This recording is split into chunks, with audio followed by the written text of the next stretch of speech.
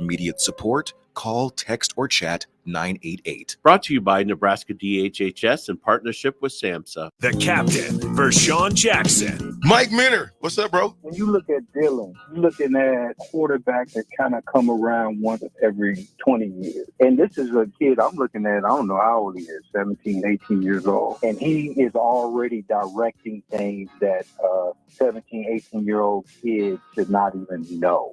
Changing the line protection. Okay, guys, I don't know where we've been 2 weeks of practice. Come on, man. Well, we got guys in the National Football League that can't do that. On the block with Strick and Austin. When you're in New York, Nick, in New York, I mean, you're talking about, you see mafioso types. You go into a restaurant and you would literally eat. Hey, come on over here. You know, they I don't know how to say it. I don't got the accent, but they would say, come, Strick, come here, come over. Have a drink on me. And what are you going to do? Say no? You not say you no don't to that? say no to the drink. You don't say no. Weekdays from 2 to 4 on 93.7 The Ticket and theticketfm.com. Coming at you live from the heart of Lincoln, America. This is Old School, sponsored by the Mercado by Certified Piedmontese. Broadcasting veteran Derek Pearson. When you find something that moves them, that makes them smile, celebrate it. That's your task. That's your superpower. Nebraska Football Hall of Famer Jay Foreman. Rifles a pass. It was tipped. It's picked off by Foreman. He's at the 15, 10, 5. He'll score! On 93.7 The Ticket and theticketfm.com. Welcome into Old School 93.7 The Ticket and theticketfm.com. I am Austin Norman, live inside the 93.7 The Ticket studios at 1040 O Street, northwest corner of 11th and O. Our friends at the Mill open for another 45 minutes or so. If you need a late day boost, come in, say hi to them. And hopefully you have already made your stop at the Mercado by Certified Piedmontese, whether you're in Lincoln or in Omaha. They've got the 3 locations across those 2 great cities for you. 84th and Havelock, 30th and Yankee Hill in Lincoln, as well as 168th and Maple up in Omaha. There might not be better grilling weather all year than you're going to get this weekend. So if you plan to grill, make sure the Mercado by Certified Piedmontese is part of your plan for every type of meat and every type of cut, as our esteemed guest on our Allo VIP line would like to say. Let's go there now. Welcome in Husker Hall of Famer, host of Old School, Jay Foreman. Jay, how's the road? I'm not in the deep part of Texas and North Texas, and it's I would say the traffic meter is about 20 times as harsh as Lincoln or Omaha. So it's we're getting close. We're on the very last end before we get to the hotel, but it's obviously going to take us about another 30 minutes at least. So we're bumping a bump right now, and I guess the north part of Dallas. You're in Stricktown. You going to meet up with Strick at all this weekend? Highly doubt it. I mean, it's too big of a town. I don't know where Strick is at, and we got some basketball games, and then we got to hit the road back. Here's the other thing. I mean, you're a Houston guy, obviously, through your time with the Texans. Strick is a Dallas guy through his time with the Mavericks. Bellevue, yeah, I get it's where he went to high school. Yeah, Lincoln's where he played his college ball. But Strick runs Dallas, and he'll let you know about it. So even if you wanted to connect with Strick, you're on his home turf, and he acts different down there, I've been told. Yeah. I mean, I got a cousin that lives down here, and Strick doesn't know. And so, I've heard about when Strick gets down to Dallas and how he acts. But each his own, man. I know he likes it down here. They love him down here. So, when you make your name for yourself as a player, you always have a home away from home. That you do. Jay, what's got your attention today in the sports world? Well, obviously, the big news where, Kentucky struck out not once, not twice, third time on all the potential replacements for, Don Calipari. And then obviously they got one of their own to commit. I think it was probably an underwhelming hire. I was listening to a podcast from DeMarcus Cousins, and he was talking about Arkansas and Fayetteville will be the place to be very shortly, because that's the same way, Cal made Lexington, Kentucky, and Kentucky will never be able to replace somebody like him in this day and age of the transfer portal, NIL, and then obviously with the emergence of everybody else in the Southeastern Conference. And so the hire was right on par for what DeMarcus Cousins says, because of, look, you don't get Hurley. you don't get Jay Wright out of the studio, and then you have to go back and get Mark Pope, who obviously played at Kentucky, but definitely going from BYU is probably not the highlight of the hiring cycle. It's absolutely not, and I think underwhelming is a good word for it. I don't think it's a bad hire, but underwhelming is definitely fair, especially given the other names that you threw out there and even some others.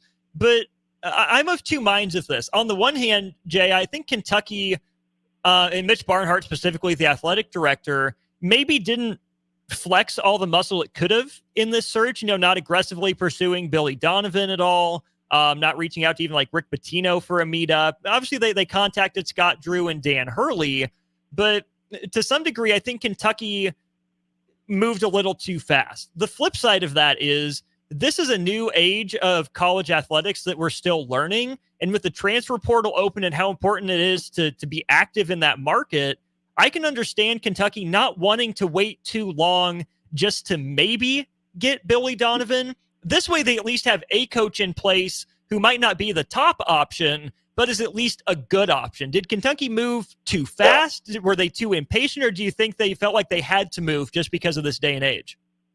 Yeah, I think they had to move, and I think they learned real quickly what they, really, are. I think with John Calipari, Kentucky is blue blood. It's probably, North Carolina, UCLA, obviously Indiana, and Duke. Those are the bell cows of the blue bloods. But Kentucky has been through some ups and downs, and then obviously John Calipari, I think, took it, regardless of national titles or not, it was the place to be. But I think Kentucky itself thought they made John Calipari, and that wasn't the case. It was in this new age, he was able to compete, recruit, develop, obviously to the NBA level with numerous lottery picks and first round picks, and even second round picks end up being, stalwarts in the NBA. They thought they were, like we would say, they thought they were real sweet, and then they realized that, weren't so sweet, because Jay Wright has a really good gig, right? He retired for a reason, obviously. I would think this is a job that he would take because he fits the script with the personality. It struck out on him. Dan Hurley is very comfortable in UConn, and what it tells me up there in UConn is University of UConn is that he'll get a little bit of a pay bump that I wouldn't say a hometown discount, but it's going to put him up there in the top 10. And then when Drew turned it down, I think that was, I don't know. I wasn't excited about the hire anyways. I think the reality set in. I think the pressure was going to be too much for Drew. And then you get Mark Pope. I think you're trying to make a good hire. You can dress it up as a former player, alumni coming home. He did well at BYU, and it's a safe hire. And also, you don't want to wait too long because you want to try to keep some of the roster intact, and then also some of the commits. And so, you had one big decommitment right when Calipari, was in his press conference at Arkansas, and Calipari's already been in conversation with him. So I think it's probably the best time for Kentucky because Billy Donovan coming back from the NBA, times has changed. I'm not really sure what he can do at a college level, being out of college, coming back from the pros. It's a totally different recruiting cycle, totally different athlete, totally different time in college sports. Now, I think he'd be a successful coach. I think he's a great coach. Mm-hmm. I would probably hang my hat on he's probably a better college coach than pros, but I think he's starting to find his way at the pro level, obviously.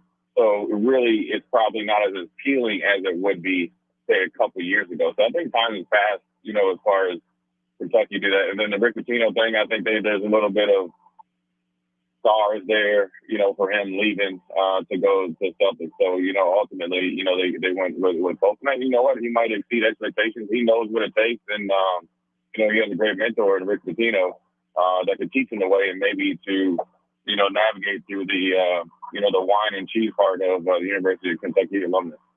When I look at Mark Pope, I think it's a good hire. I think it's a modern basketball hire just with the style that Mark Pope plays. I mean, had a stretch five or at least played a 5-out offense at BYU, but his teams got out-toughed pretty consistently. And they held their own in the Big 12, but you saw what Duquesne did to them in the first round. I mean, that's a good Duquesne team, but BYU I thought was better all year. Maybe Duquesne just got hot, played their cards right, whatever. Yeah, but I saw that. Yeah.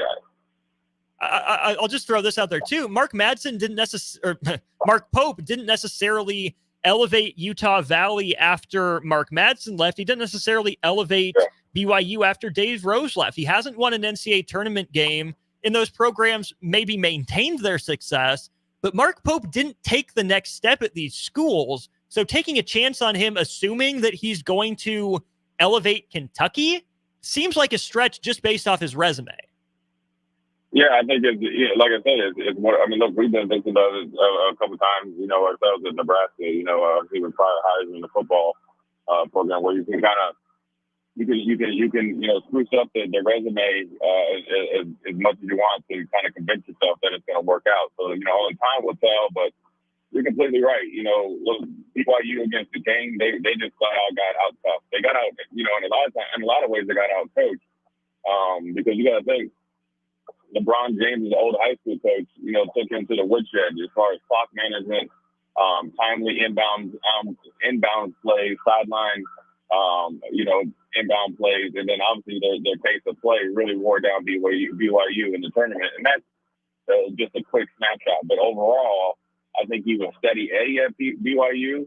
I think some of the things he does with a stretch 4 and 5 can bode well in the the SEC. So I think it matches up. Even when you think if you can recruit and get the athletes, you'll be able to match up maybe a little bit better with the Auburns and stuff like that. But ultimately, he's going to have to raise his level of coaching. He's going to have to really, really hire well.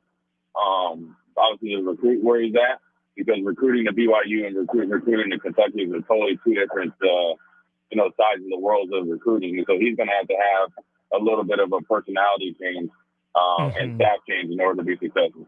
And obviously he's been to Kentucky before. I didn't know this until my Kentucky friend pointed it out. Mark Pope was a captain on that 1996 Kentucky team that ended John Calipari's time at UMass in the Final Four there, that 1-versus-1 matchup. So, I mean, Mark Pope's been around Kentucky, but that was also, darn near 30 years ago now. But here's this question for you, Jay.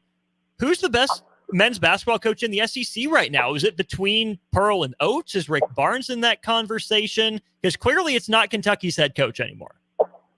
I think it's Oates right now. I mean, obviously the way he came into Alabama and raised that profile, obviously this year's run probably put them ahead of Bruce Pearl. Bruce Pearl and Auburn have been a disappointment. I think Barnes has done a really good job. I think obviously kind of getting shunned out, quickly out of Texas. He landed on his feet in Tennessee, but they haven't been able to get over the hump as well. So I would definitely say Oates. And then, Pope, he's been around Kentucky. I think Kentucky is extremely different than when he was a player. Like every university, like Nebraska is different than when I played as far as the football team goes. And so he's just going to have to figure out, and navigate his way around the new, college basketball landscape. And it's going to take us some time because even though BYU is in the Big 12 and the Big 12, during the regular season at least is the best basketball conference, like on paper, coaching at Kentucky at this time, replacing a legend, both, as far as winning a national championship, as far as John Calipari is concerned, plus also a legend in their recruiting and development, realm is a big ask of Pope. Well, actually, it's a big ask of any coach. Mm-hmm. And he's a little bit younger. He's going to have to make his mark, but also he's going to have to tread water softly because even though, it came out of nowhere that Calipari was leaving or potentially leaving, going to Arkansas, he still has probably 60, 70, 80% of that fan base that definitely respected what he did and wanted him to stay and be retained as a head coach. And so he's going to have to be patient. And then as long as he comes in and his teams perform, and obviously he does his, due diligence as a coach and development of the players as a coach, he'll be just fine. I don't want to give people whiplash, but I do want to go back to the recruiting part here to end this segment. You mentioned the jump, right? I mean, from Utah Valley to BYU, that's completely different. And then BYU to Alabama is obviously, different culturally, different legacy, different history in all sorts of ways. We see this with coaches, across sports, Jay, where you go from a mid-major job to, a power conference job, or even a power conference job to a blue blood. We see these transitions happen all the time. What all goes into changing the mindset in recruiting from a BYU to a Kentucky? I kind of think of like Nick Saban, right? Going from Michigan State to LSU, or even then to Alabama. now that, Mark Pope is Nick Saban, but Michigan State, I think football is comparable to BYU basketball, but then you make that leap to a blue blood. What all goes into the adjustment and recruiting mindset?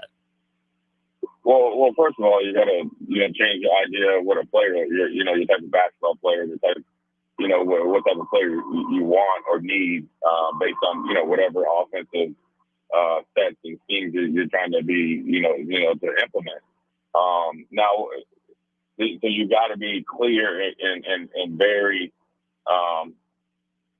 steadfast in what you want and what you need, and then also you got to be able to develop to that certain criteria. So that's where it starts, and then obviously you got to have the energy as a coach. You got to put in your fingerprint on the program, because you're going to ultimately have to be the closer, and that's what high school kids and kids going to different places after. Or these coaches have to realize is that these kids are coming to play for you. The university is great. Everything that you can offer them is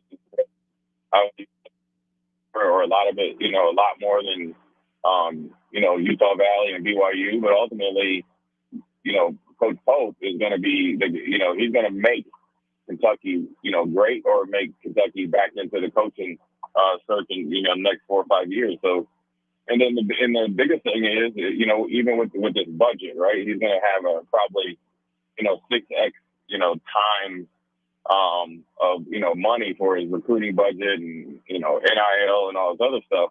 You have to have a good staff, or you have to be able to, this is which probably is the most crucial, develop the staff that you bring. Doesn't matter if they're, new to the game, old to the game of recruiting and developing. You got to make sure that they are, you are coaching them as well as the players. You can't just say, okay, well, I go hire X, person that used to, that's, done a really good job at recruiting at this school, and I'll just leave them alone. Husker Hall of Famer. It's your job, and you're going to be paid handsomely for it. Mm-hmm. So you got to do what you got to do.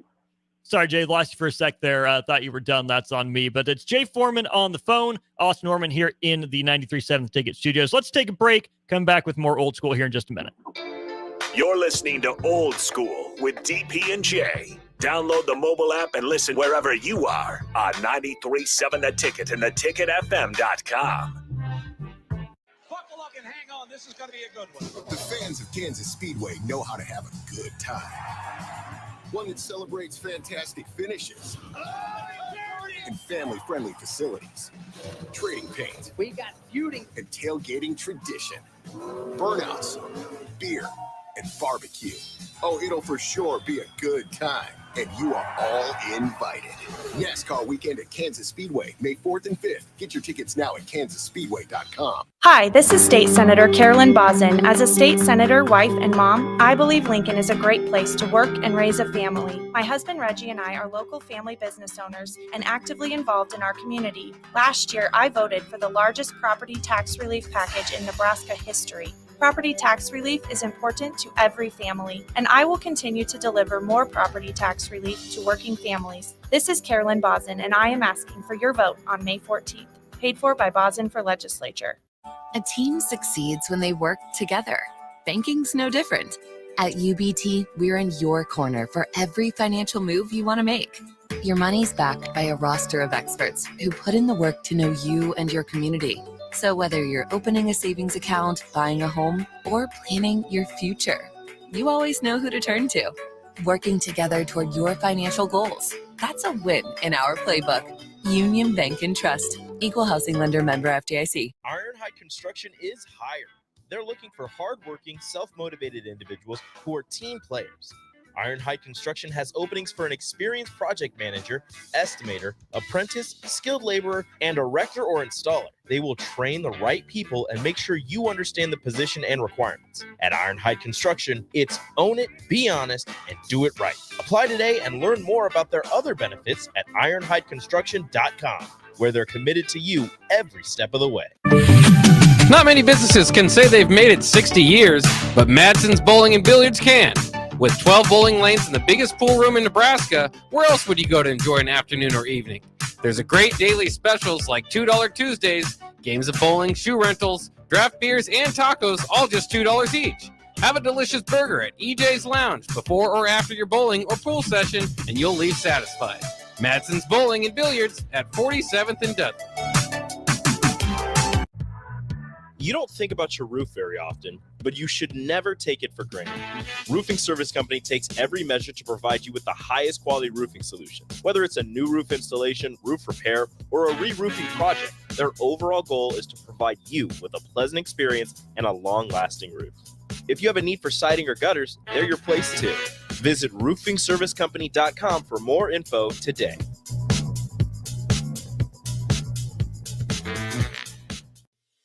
Hey there, fellas. It's your girl Jordan with Sartor Heyman Jewelry. Women may be complicated, but I make sure buying jewelry isn't. Your gal has a style, and you can figure this out. Is she more of a classic necklace kind of gal, or does she rock the boho chic vibe with layers of delicate bracelets? This is crucial intel. Not trusting your intel? Stop in the store and we'll sort out the details. I promise to make this super easy. Until next time, this is Jordan at Sartor Heyman Jewelry. Happy shopping, guys. Hockey season is winding down for the Lincoln Stars. Our final home game is Friday, April 12th as we take on the Sioux City Musketeers at 7:05 at the Icebox. It's Fandemonium all night long as we salute our great fans with prizes throughout the game. Don't miss out on your last chance to catch the Stars take the ice this regular season. Purchase your tickets now at LincolnStars.com. 93.7 The Ticket, Fox, KFXL weather. Sponsored by John Henry's Plumbing, Heating, and Air Conditioning. Your Lincoln forecast for today, we'll see lots of sunshine and light winds. Should be a beautiful day with a high around 70. Tonight, clear skies and a light breeze with a low around 47. And tomorrow, we'll see increasing clouds, a little bit breezy but warm, and a high around 84. I'm meteorologist Kyle Tucker for 93.7 The Ticket and theticketfm.com. Rashawn Jackson here for Bauer Infrastructure, a veteran-owned local company proudly serving Lincoln, Lancaster County, and the surrounding areas. Bauer provides quality work at an affordable price, and they're growing rapidly. If you want to experience a career with a fast-paced, family-friendly environment, visit BauerInfrastructure.com. They have top-of-the-line benefits, year-round work, even through the winter. Bauer, usher in the new era of infrastructure to an area near you. And as always, go Big Red! Hello? Believe it or not, old phones are one of the most common pain points in offices today. Many of these phones are beyond repair because parts aren't available to fix outdated devices. Whether it's a traditional phone system or cloud-based VoIP technology, Hamilton Business Phones can help upgrade your connection. We make it easy to sync your office phone with your cell for seamless call handling, no matter where you work. If your current office phone can't do this, you deserve better. Hire your local experts. Hire Hamilton at hamiltonisbusiness.com. Grab a free burger and beer at Elway Power Sports of Lincoln on April 27th during their Husker Spring Game tailgate. Meet the Elway Power Sports team, play some tailgate games with them, and enter for a chance to win an official John Elway autographed football. Check out their huge selection of boats and watercraft for the summer, along with hundreds of motorcycles, ATVs, and side-by-sides from all the major brands. Stop out and watch the game with them on April 27th. Elway Power Sports of Lincoln, 27th and I-80. They'll be tailgating all day. Back to old school with DP and J on 93.7 The Ticket and theticketfm.com. Old School presented by the Mercado by Certified Piedmontese comes your way. Here we're with you till 5:30. That's when pregame starts ahead of the Kansas City Royals and the New York Mets, a rematch of the 2015 World Series. That went my way. The Royals won that one in 5 games. I'm Austin Norman, Jay Foreman, host of Old School on the Allo VIP line, where they understand the importance of exceptional service with local heart. Jay, one piece of news I want to throw your way here is in the college football realm. It was announced today that Chip Kelly's contract with Ohio State gives him more than $2 million per year as the offensive coordinator. We just recently saw it in Nebraska. Satterfield and Tony White passed the $1 million mark as coordinators, but Chip Kelly darn near doubling that at Ohio State. Does that say more about how desperate Ohio State is for national championship? Does it say more about the state of head coaching that Chip Kelly would want to get out of that to be an offensive coordinator? Or is it just a sign of the times? I think it's a combination of all three. I think first and foremost, Ohio State was desperate to make a hire, and Bill O'Brien left for BC, which I will say that I don't think Bill O'Brien was a good fit. at Ohio State. Well, actually, I can take that back. I think if the Bill O'Brien that was the offensive coordinator with Bryce Young, I think it's great. I think if Bill O'Brien that didn't know how to coach Jalen Milroe, I think it would have been a catastrophe at Ohio State. So kind of Ohio State lucked out and got Chip Kelly. And Chip Kelly took a pay cut because most likely he was on the hot seat. He was going to get fired. They couldn't get a new coach. And so he just put his hands up and said, you know what, I'd rather be an offensive coordinator and be able to coach, some superior athletes. But he actually, made his name doing so, like out there in Oregon. So I think the fit is better. I think, somewhat successful head coach. I mean, I'll walk that back. A successful head coach in Chip Kelly to come in and be your offensive coordinator. He does have the personality to recruit certain type of athletes. He does have an eye for play calling. That's the price tag that you have to pay. But then obviously Ohio State is, I know Michigan is obviously this is crazy for me to say, won the national championship, beat Ohio State the last 3 years. But still, when people think of the Big Ten over the last, 12 to 15 years, it's Ohio State. So they have the budget and they have the athletes and obviously the program and the backing to do so. So I think it's a combination of all three that you mentioned. And then obviously Nebraska, follows suit. Obviously, Tony White was getting looked at for several head coaching positions. At least from what I, read was UCLA and, his name was floated out there with the University of Syracuse and probably a couple others that, we didn't necessarily know. And so, and plus the defense performed well. So the expectations go higher. Same with Marcus Ashford. The expectations are there. He came in after, last year after, South Carolina's success as an offense that put his name out there on the map. And was Matt Rule's, I think, one of his first hires besides, Coach Foley. So he's showing you the importance of it. The University of Nebraska is showing you the importance of it. Matt Rule is put a lot of money into the staff, and he's also has some guys that are on a little bit on the lower end that are, learning the ins and outs of being a successful coach. And once they perform well or hit the metrics that he sees, so, they'll be right on par with everybody else. So, the $2 million mark for Chip Kelly is if you look at it just at face value, like, oh, wow. But I think when you look at, his legitimate resume, what he's done as solely as a play caller, but then also what he's done as a head coach at UCLA. So they still put guys in the NFL and they still score some points. I think the support or lack of support from UCLA as far as, recruiting budget, NIL budget, and just support from the fan base, and obviously being the little brother to the U.S. Yeah, I think what's the move to the Big Ten. I think Chip Kelly is a better fit for Ohio State than Bill O'Brien, to your point, but I also think that he's a better fit as an offensive coordinator than a head coach right now. Now that Chip Kelly was behind, but I think he's going to enjoy being able to just kind of be that mad football genius, draw up plays for the elite athletes, like you're saying. When you look at the Chip Kelly aspect of this too, do you think that it's going to be easy for Ryan Day to hand off play calling duties to Chip Kelly because he's such a big name? Or do you expect to see some push and pull and see Ryan Day maybe try to take some of the reins back, even though Chip Kelly is supposed to be the OC and primary play caller? I mean, Ryan Day's the head coach, and he's a well-established play caller, in his own right. So he's going to have, input on the offense. But I think he has, superior confidence in Chip Kelly. So Chip Kelly, has been successful, like you said, as a play caller. When he was an offensive coordinator or when he was a primary play caller at Oregon, where you didn't have to be out recruiting and you didn't have to constantly re-recruit your roster. So, I think the fit is better, just like you said, for Chip Kelly right now. And I think some of the things that you don't see in the paper or in the articles online that you have to deal with at the University of UCLA was not as appealing as it was, say 2 or 3 years ago. So, I think, Chip Kelly, come in and implement his offense. Ryan Day will, kind of oversee it.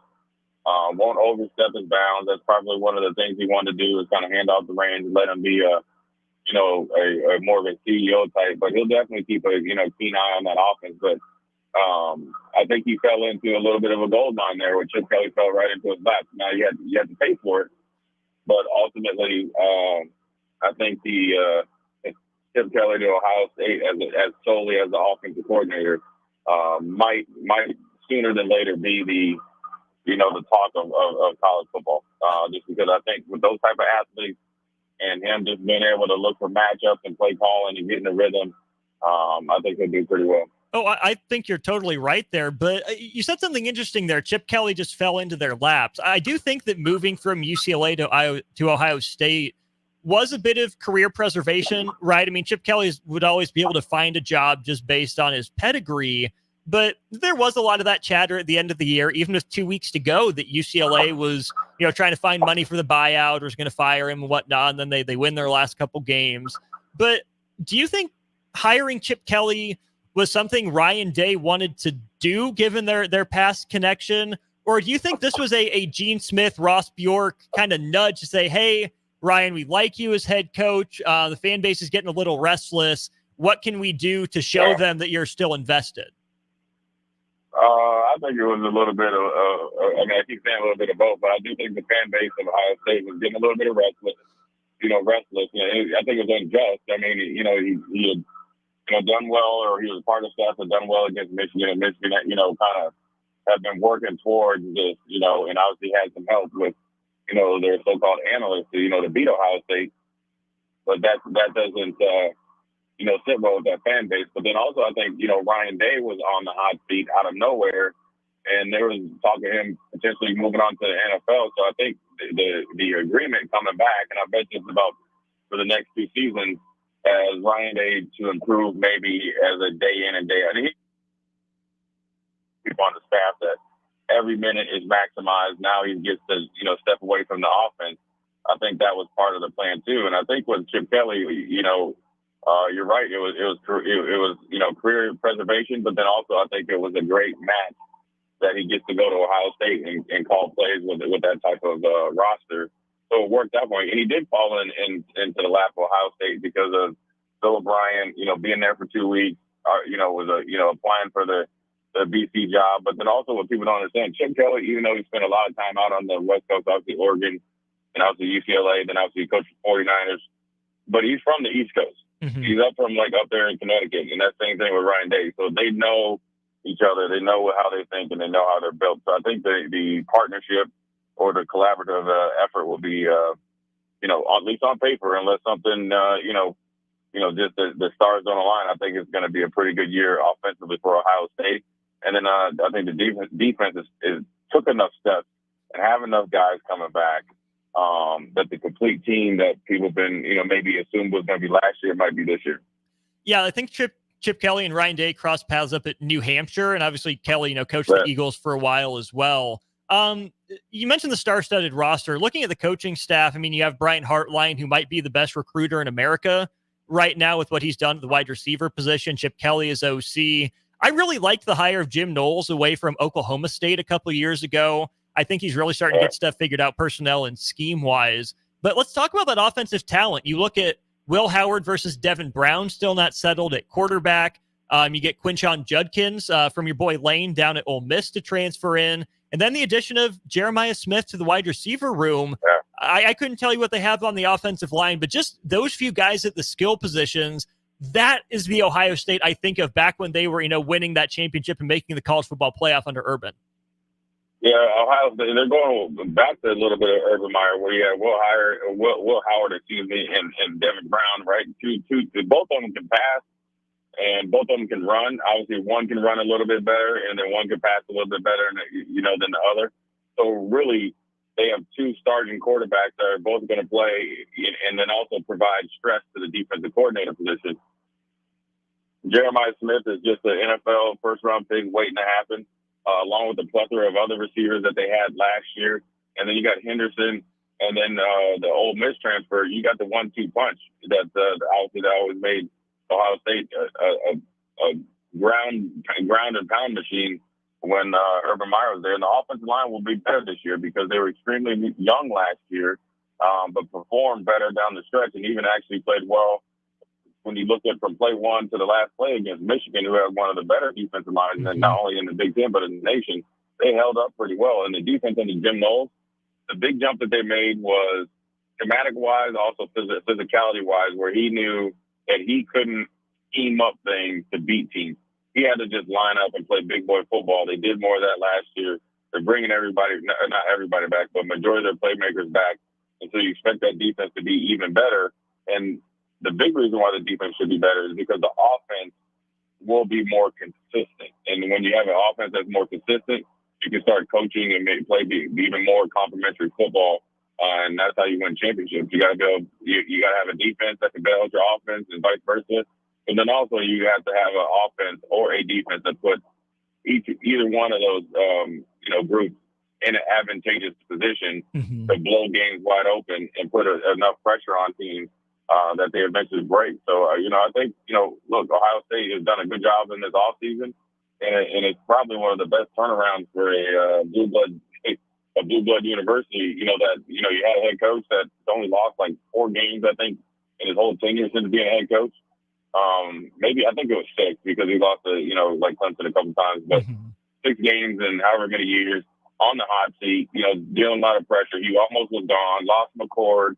Having numerous guys, going to NFL. Then guys start to come back, and then he got an influx of support, right, from the NIL department, and it didn't even get published. That's how you bring all those guys back, because actually they really like playing at Ohio State, and they see the bigger picture, and if everything bodes well for them, they're not only going to be in the Big Ten hunt, they're going to be in the national title hunt, and that's what the expectation has been, and I guess it's always been at Ohio State, is be in the national title hunt and to win it all. And this year is a really good year for Ryan Day or for any coach, because you can make the college football playoff and win a couple games, and then in the record, your record at the end of the year, I wouldn't say it doesn't matter, but it's a little. If you have 2 losses and you get in the college football playoff, win 2 games, right? You're in the championship or the semifinals.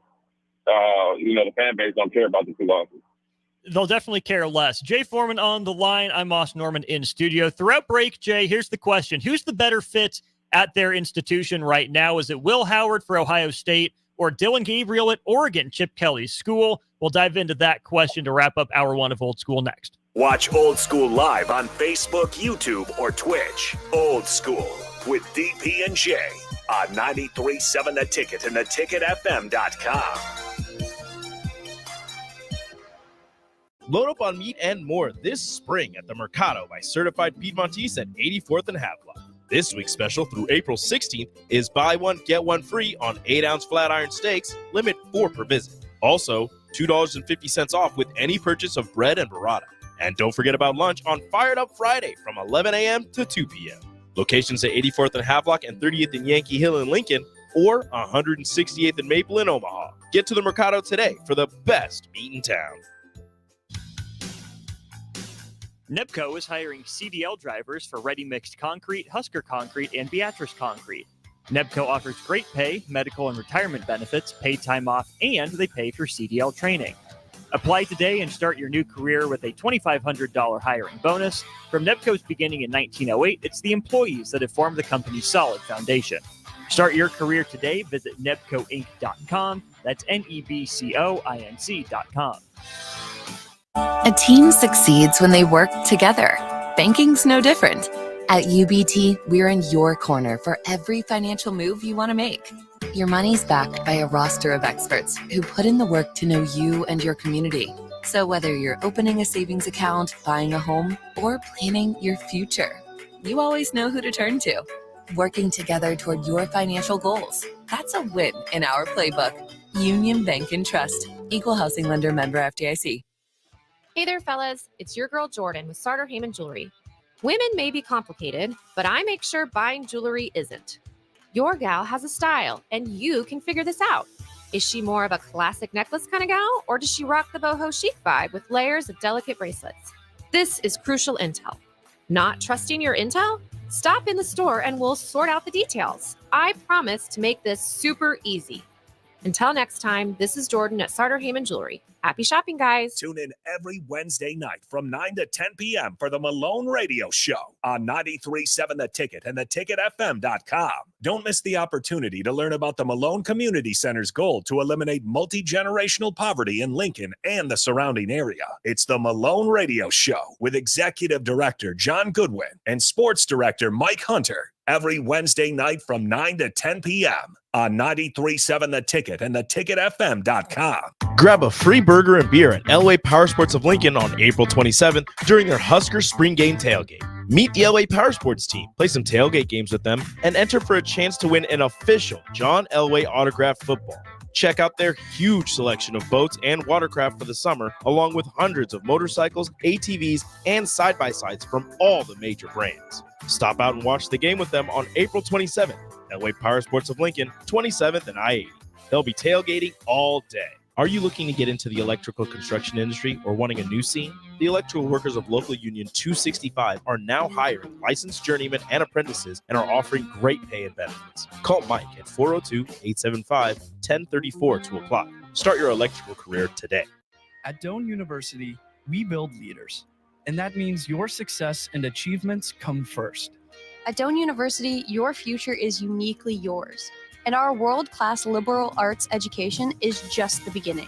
We invite you to schedule your campus visit and experience why Doane University will start you on your journey to your future career. Learn more by scheduling your personal campus visit today at doane.edu/visit. See you soon. Tanner's Bar and Grill is the perfect place to watch your favorite MLB teams this spring and summer, as well as Nebraska baseball. Enjoy Tanner's delicious hamburgers, chicken lips, and daily specials, and wash it down with one of their tons of options of beers. You'll never have an issue finding the game, as there are TVs everywhere throughout the space. So get in early and grab your spot and settle in for an afternoon or evening of baseball at Tanner's Bar and Grill, 30th and Yankee Hill. You're spending $300 a month. Binge drinking is the most common form of excessive drinking, which costs the United States more than $191 billion each year. By drinking less, you will save $300 a month. If you or a loved one is looking for help, find a treatment facility near you at findtreatment.gov. For immediate support, call, text, or chat 988. Brought to you by Nebraska DHHS in partnership with SAMHSA. Spring sports are here and it's time to upgrade your equipment. But don't go rushing to your big box store. Play It Again Sports is your place to go for all spring sports equipment for baseball, softball, golf, and disc golf. Play It Again Sports has quality, slightly to gently used equipment, and 50% of their inventory is actually new equipment. And don't forget, buying from them is a great way to get new products with great discounts by also bringing in your used items for store credit or cash on the spot. Play It Again Sports at 48th and Vine.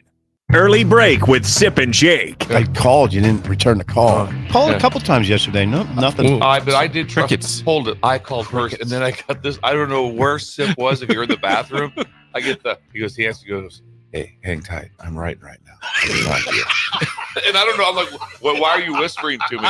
He said it just like that. Hey, sit tight on that one. I'm writing right now. And I'm like, what is he doing? Is he in the bathroom or what? Where are you at? Give us the scoop on what happened there, where Sip? were you when I called you? Because I did call you back. Hang tight.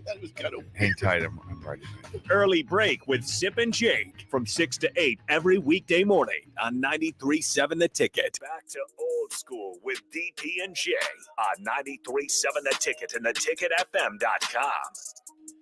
Wrapping up hour one of Old School, brought to you by the Mercado Certified Piedmontese here on 93.7 The Ticket. Austin Norman, Jay Foreman with you from the road on the phone.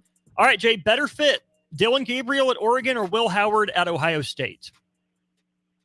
I'll have to say Gabriel because Will Howard, I don't think has won the job yet. So, obviously I think Will Howard is an established quarterback that is under the radar pickup for Ohio State, but I think, Gabriel, just fitted into that quick passing game. I think it was probably one of the first commitments in the big time quarterbacks hitting the portal. Just on the surface, it seems like he, right now, if I had to answer your question right now, I think that's the better fit. But I think in about week 4 or 5, if Will Howard is healthy and, obviously implemented into that system, I think he can, leapfrog Gabriel just because he has, more weapons, the bigger stage, more prestigious university than the University of Oregon. Are Ohio State and Oregon the two best teams in the Big Ten right now? Well, Ohio State's one of the best Big Ten teams. I would probably, I'd say Oregon and maybe, don't count out Michigan. I know they lost, it seems like 50 players to the league, but, winning a national title and having winning tradition, you just don't forget how to do those things. You just don't not have athletes ready to step in and take over and take advantage of their opportunities. So I think Michigan is set up with a new coach to be successful.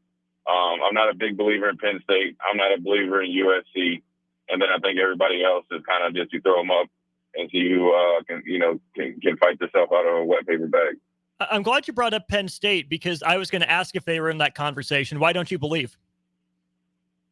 Well, every time Penn State's had a chance to look good or win a big game, they haven't done it. So, I mean, they're always going to have great talent. I think Manny Diaz is kind of like Chip Kelly, a great pickup as far as, former head coach being or not Manny Diaz, excuse me.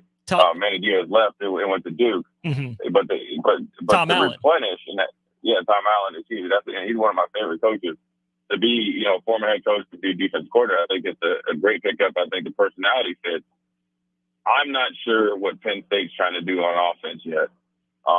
They have 50 running backs, all of them have NFL caliber, and then they got against Ohio State and they decided to try to throw the ball with Drew Aller, and it did not work out well, and it did not bode well for James Franklin or the former offensive coordinator. So I don't know what Penn State is trying to do. I think they're that close.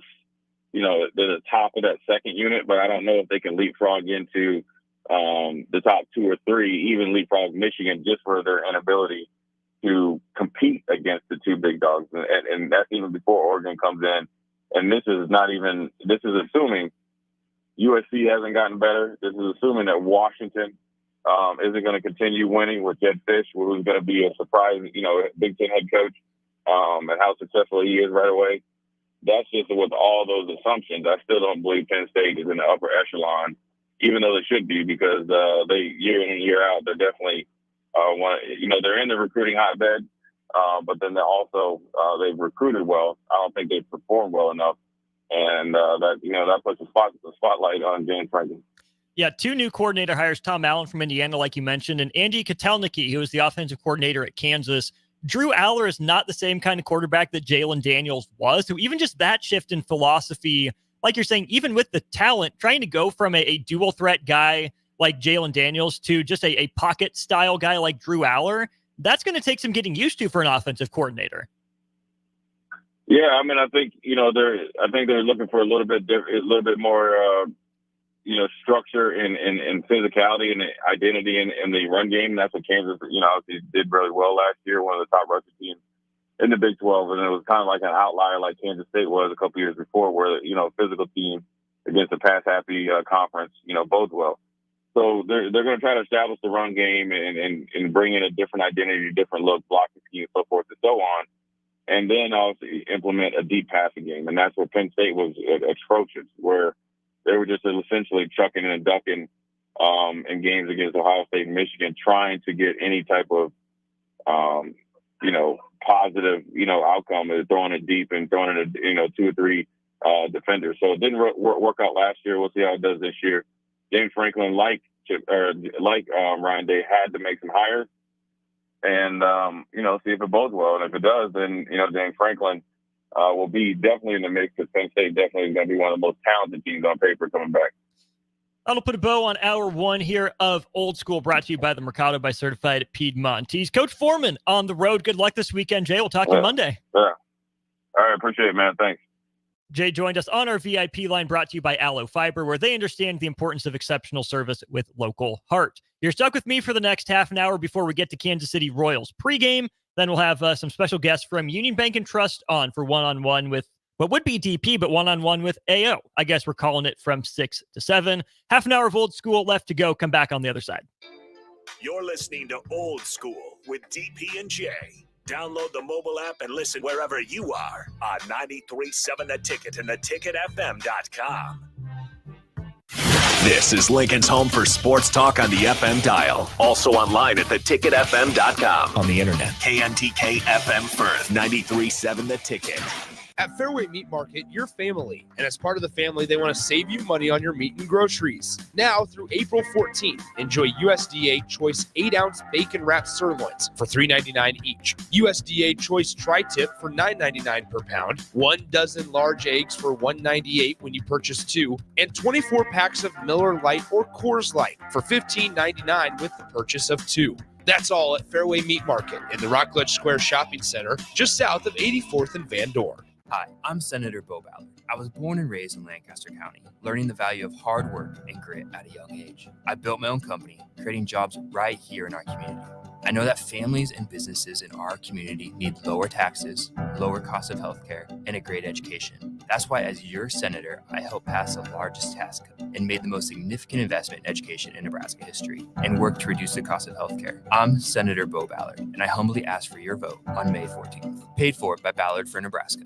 Are you looking to get into the electrical construction industry or wanting a new scene? The electrical workers of Local Union 265 are now hiring licensed journeymen and apprentices and are offering great pay and benefits. Call Mike at 402-875-1034 to apply. Start your electrical career today. 93.7 The Ticket. Fox KFXL weather. Sponsored by John Henry's Plumbing, Heating, and Air Conditioning. Your Lincoln forecast for today, we'll see lots of sunshine and light winds. Should be a beautiful day with a high around 70. Tonight, clear skies and a light breeze with a low around 47.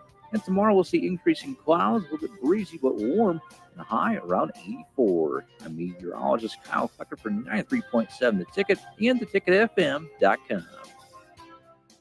Spring sports are here, and it's time to upgrade your equipment. But don't go rushing to your big box store. Play It Again Sports is your place to go for all spring sports equipment for baseball, softball, golf, and disc golf. Play It Again Sports has quality, slightly to gently used equipment, and 50% of their inventory is actually new equipment. And don't forget, buying from them is a great way to get new products with great discounts by also bringing in your used items for store credit or cash on the spot. Play It Again Sports at 48th and Vine.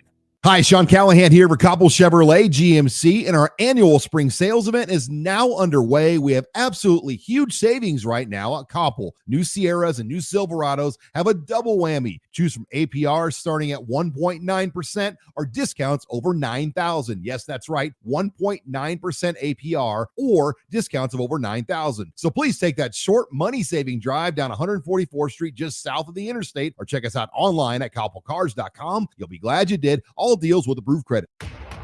The Omaha Supernovas are back in action this Saturday, April 13th versus the Atlanta Vibe at Gas South Arena in Atlanta. The Mullen Motors pregame show with Derek Pearson and Renee Saunders starts at 5 p.m. with first serve at 6.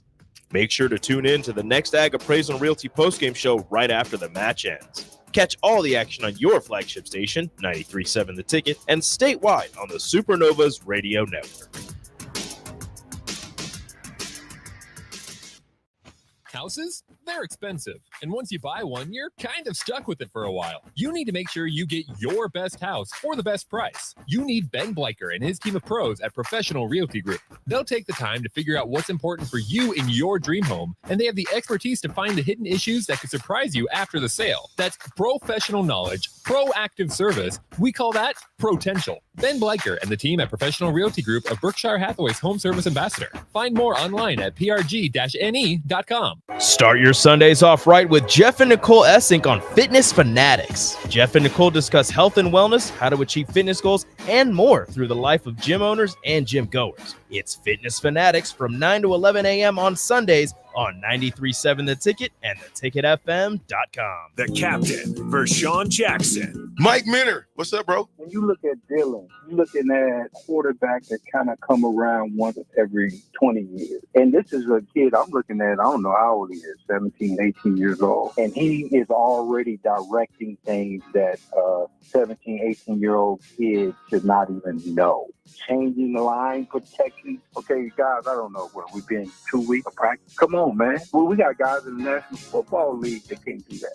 Coming at you live from the heart of Lincoln, America.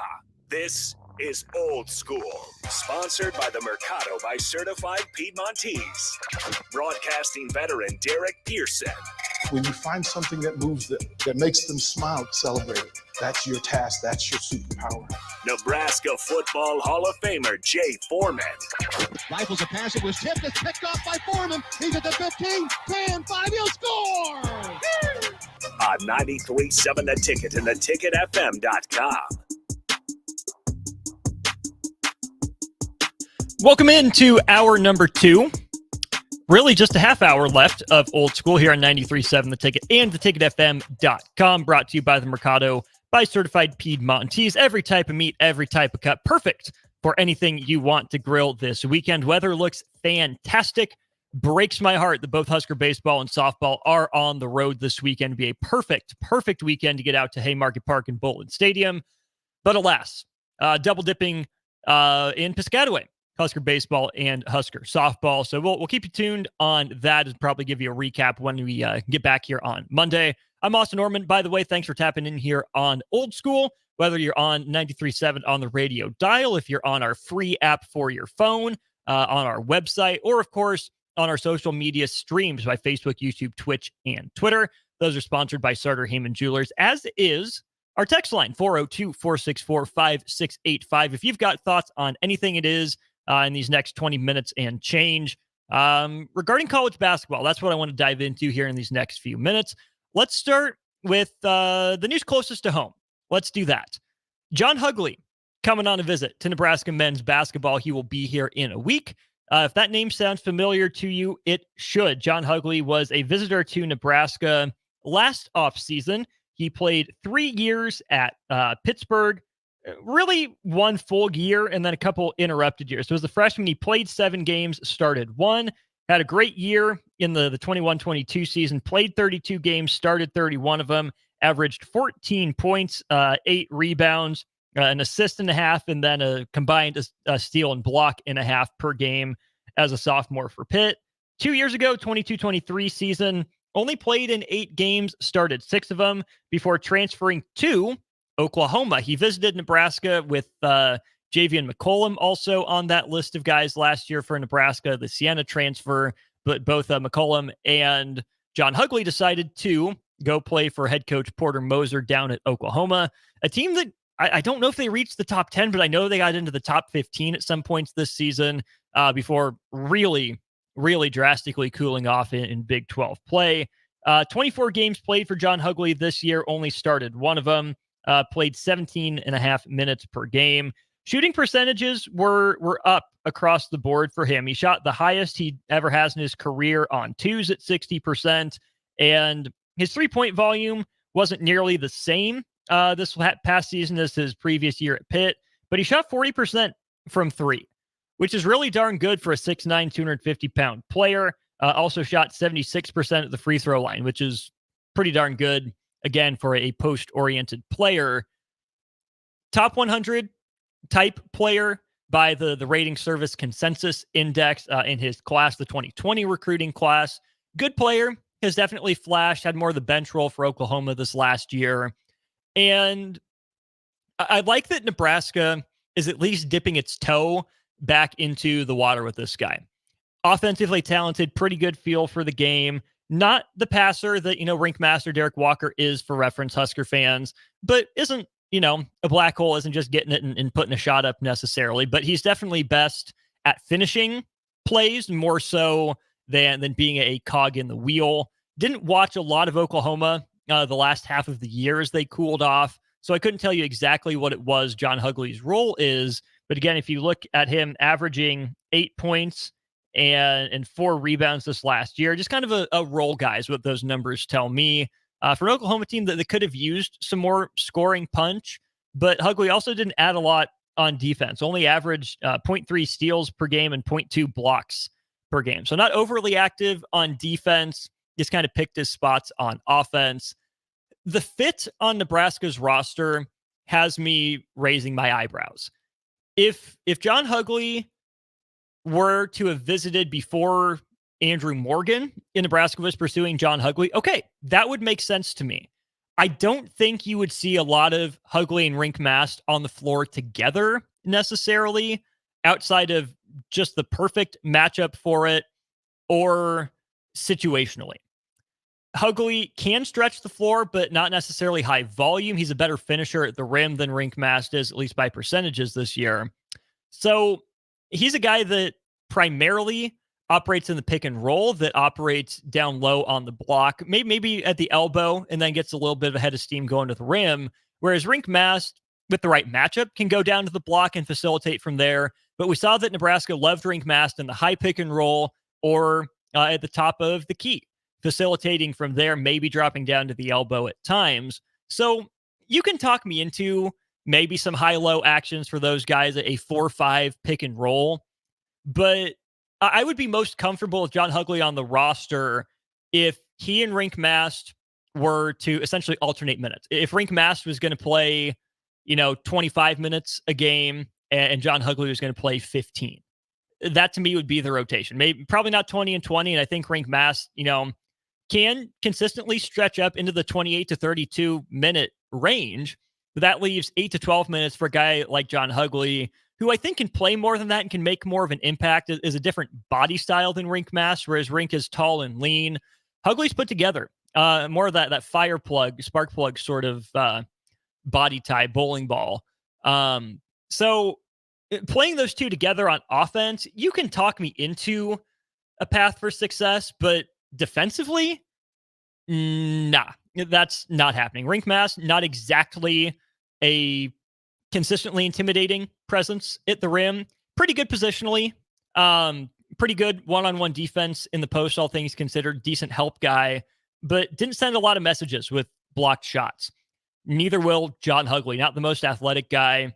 And if you're playing both of them together, in this day and age of college basketball, that means one of them is going to have to play on the wing somewhat consistently. If it's John Hugley against centers, don't love it. If it's Rinkmast against power forwards, I think you've lost the point of Rinkmast. Rinkmast and what he's able to do shooting the basketball, passing the basketball, driving from the top of the key occasionally, is best against centers. You look at what he did against like a Zach Edey, who I know is an outlier in college basketball, but how Rinkmast even operated to some degree against Wisconsin.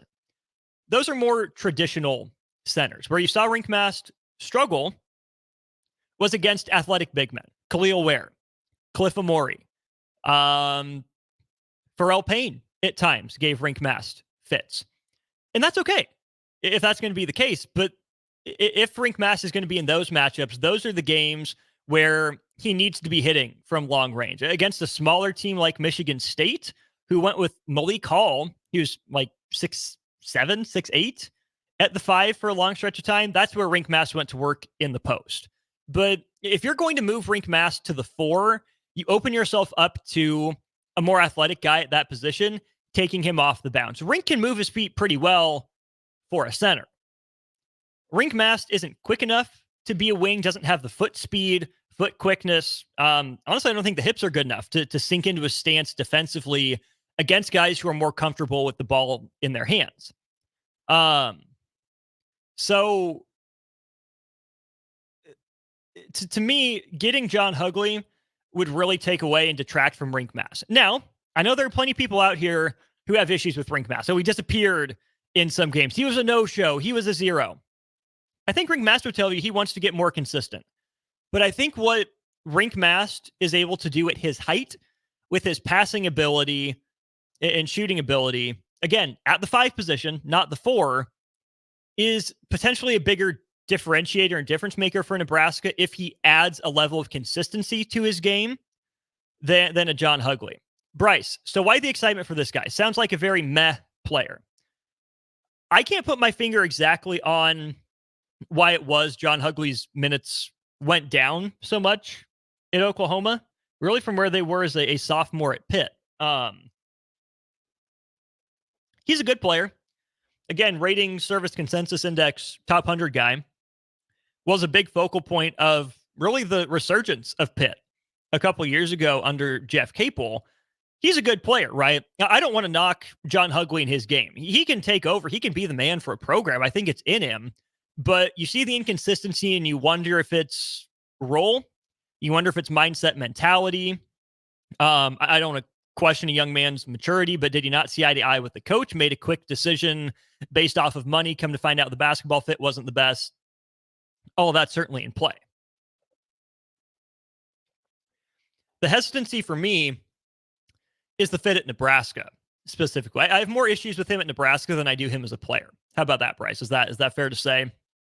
Plenty other places could use a guy like him, but especially with Andrew Morgan in the fold, again, quick for a 5, might be able to hang with some traditional 4s, but teams with athletic power forwards probably going to cook Nebraska again. Like even if, a team gets a guy like Coleman Hawkins, who didn't live up to the promise I thought he was going to this year for Illinois, but he did some naughty things to Nebraska at times, right? With his ability to stretch, his ability to put the ball on the deck, his ability to block shots as well. I think Nebraska still needs to get more athletic. I don't think Hughley helps that necessarily, but if Nebraska is not going to be able to add athleticism out of the transfer portal, that just makes it even more important to limit turnovers, to set good screens consistently, and to tick that 3-point number up from 34, 35, 36% to, 37, 38%. 40% would be, fever dream type stuff. That's where Purdue ended up. Kentucky was in that neighborhood as well. And Hughley, again, stretched the floor pretty well on low volume, but to me doesn't make sense for this Nebraska roster as presently constructed. What Nebraska needs is guards. If you caught the tail end of On the Block, you heard Strick and I having this conversation. Hughley can be a difference maker for some teams, just not Nebraska, but Nebraska needs guards in the worst way. Absolutely, desperately. You don't need to go find another Keisei Tominaga, but you need some dudes. Right now, the guards on the roster are Aaron Eulis, maybe Cale Jacobson, depending on how you characterize him, and then Nick Janowski coming down from Pewaukee, Wisconsin. Nebraska doesn't necessarily need a true initiator at point guard, right? Just a caretaker. I think you can see the outline of what worked for Nebraska with Bryce Williams there running the point. But Nebraska, I think, needs someone that can score from all 3 levels and that can go one-on-one. Not hijack the offense, right? I can hear the comments. I can read the text already. Well, Nebraska had that before. Look what good it did him with Alonzo Verge and Bryce McGowens. Teddy Allen, even in that conversation at the wing position. Nebraska doesn't need guys to hijack the offense. Nebraska needs guys that can dominate the most important 4 minutes of a game, either offensively or defensively. That's where I think a William Kyle IV would be a better fit for this Nebraska roster, because he adds a different dynamic of defense and rim protection that if you want to play supersized with Rink Mast at the 4 and stretching the floor and William Kyle IV at the center position defending the rim, absolutely. Sign me up for that. I'm here for that. Those two guys don't have an overlapping skill set, but Nebraska hasn't had a rim protector, like rim enforcer, with any consistency for a very long time. If Nebraska wants a difference maker on defense, you either need to get an athletic wing, a guy that's, 6'5" to 6'7", that locks in, and when a Wade Taylor IV is going off, who's in the transfer portal now, by the way, when a Terrence Shannon Jr. is going off, you put your best guy on him while you find your rhythm on offense. Juwan Gary, I think, has the athleticism and the mindset to do it sometimes, but again, he came and went on the defensive end. I think Juwan would tell you he can be better, and I think Juwan can be that difference maker, but we have to see it, right, in his last go-around in college basketball. It's huge for Nebraska that he came back. Let's see another level of consistency. Same for Bryce Williams, who defended guards pretty well this year. I don't know how much thicker and stronger Bryce can get, but we saw Terrence Shannon Jr. had an athletic advantage on him. If you get a Juwan Gary with a Sam Hoiberg mindset, that is a wing stopper that makes a difference for Nebraska. And here's the thing. Those guys are hard to find in the transfer portal. Mark Mitchell, I think, is one of those guys. Highly doubt he's coming to Nebraska, although I would love that fit. We need to iron out his jump shot a little bit. Nebraska needs to find a player with the shot creation and creativity of a Bryce McGowan's, of a Teddy Allen, of Alonzo Verge. Heck, even throw like Deshaun Burke in that conversation. But they need to find a guy that's willing to do it when his number is called, not a guy who calls his own number. All those guys did that to varying degrees, and we saw it didn't necessarily work the best for Nebraska. Pardon the moments of silence as I drink my Mountain Dew from our friends at Good Sense, who bring us lunch every Friday. Really appreciate them. Strick and I have talked about this a little bit. I'm sure this conversation will continue throughout the offseason or, until Nebraska picks some guys up out of the portal. But I don't mind Nebraska's egalitarian sort of offense. The benefit is it's hard to game plan against, because anyone can go off any given night. It makes it maybe, a little easier to feed the hot hand, or harder to feed the hot hand, but easier to find the next hot hand. You can hunt those matchups maybe not quite as easily, but anyone can be open any given play. Whereas the benefits of having a guy that's able to go one-on-one that you run plays for, you can target matchups by choosing who your screener is and going at that matchup repeatedly. The downside is if you go to that well one too many times, does everyone else get stagnant? Does the offense, fall into a rut because there's not enough movement of players or the ball? Nebraska needs to find a balance between that. And I'm curious to see if Fred Hoiberg and his staff is able to do that. Augie asks, how confident are you about Mast returning? Confident. I would say right now I'm at a base 7.5 out of 10 confidence that Rink Mast is returning to Nebraska. The way he was talking, he was in support of Keisei Tominaga at the All-Star game, the 3-point contest that the Case ended up winning. Gave me no inclination that Rink Mast was going to leave. I hope that Rink Mast, looks overseas or to the G League for an evaluation to say, hey, what can I get better at? What are you looking for out of me as a prospect? But I feel pretty darn confident that Rink Mast is back for another year. And that's good for Nebraska. Maintain as much continuity as you can, where the losses of Lloyd and Rice hurt because of the potential of what they could have been for Nebraska. The continuity of a Wilcher and a Lawrence leaving. Throw Matar Diop into the potential conversation as well. Having guys that played a lot of minutes like Jamarcus Lawrence and CJ Wilcher around for continuity would have been nice. But I think Nebraska did return the three most important players from last year's roster, because if they're able to unlock another level of consistency, every single one of them can be that true difference maker Nebraska's looking for. Bryce Williams can score from all three levels against a variety of matchups. That's a difference maker. That's absolutely huge. Now, can he do it game to game, be more consistent, take over, and be the guy? Remains to be seen. Juwan Gary was being talked about as an all-Big Ten defense snub, but he's got another level. Juwan is athletic enough. He's shown the mindset to be able to lock anyone up for any amount of time. Let's go see it for 40 minutes. Let's go see it against, someone the caliber of Terrence Shannon Jr., who in all likelihood, if he hasn't declared already, will declare for the NBA draft. And then Rink Mast.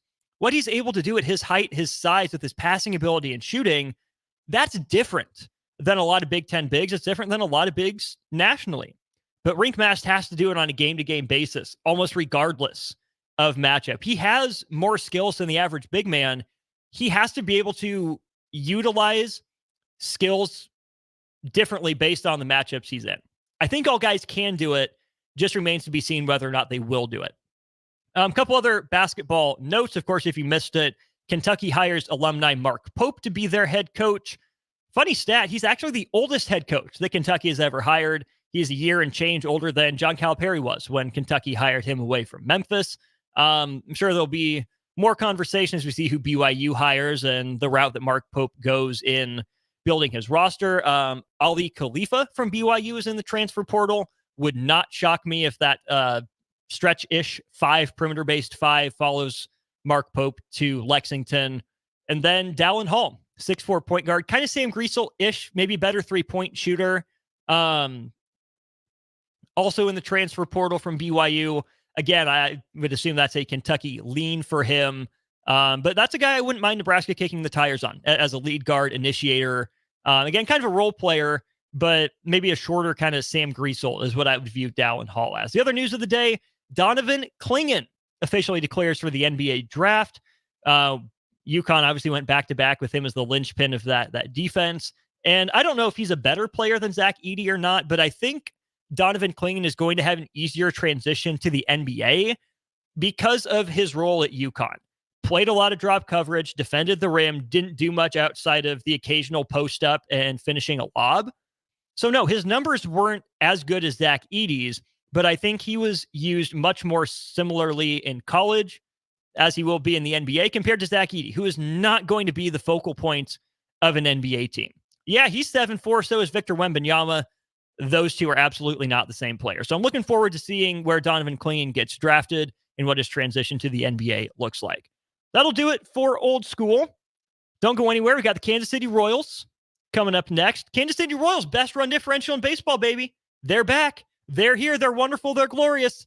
Hope you enjoy listening to that game. Friend of the program, Jake Eisenberg, on the call with Denny Matthews. I'll be back on stream only for one-on-one with DP, hosted by AO, talking financial literacy with Union Bank here in about half an hour. Thanks for listening. We'll talk to you here shortly.